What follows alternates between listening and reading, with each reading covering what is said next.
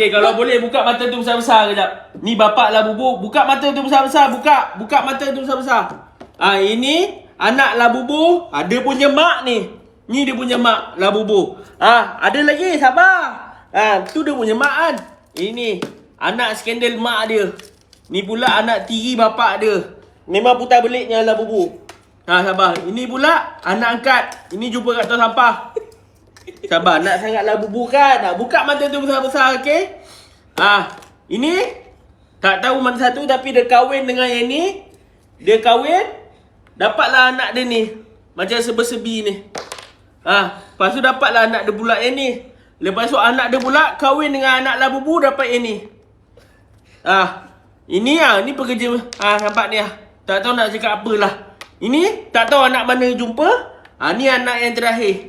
Ini pun anak yang terakhir. Dia kahwin dengan anak dia. Anak dia pula kahwin dengan ni adik tiri dia tadi. Ni dapatlah ni. Ni kepala ni. Kepala bapak dia ni. Over lah bini. Orang tunjuk je gambar pun. Ayolah buka mata tu besar-besar. Nampak tak depan ni? Diam mulut tu sekarang. Makin banyak cakap, makin banyak cerita. Aku spray pakai siram spray ni sekarang. Amboi. Baik saya siram semua spray ni agak Labubu sekarang ni. Dah lah, diam lah. Tanya apa sikit-sikit sensitif. Dah lah, tepi lah. Tanya je. Over. Sian orang. Mana spek mata dia?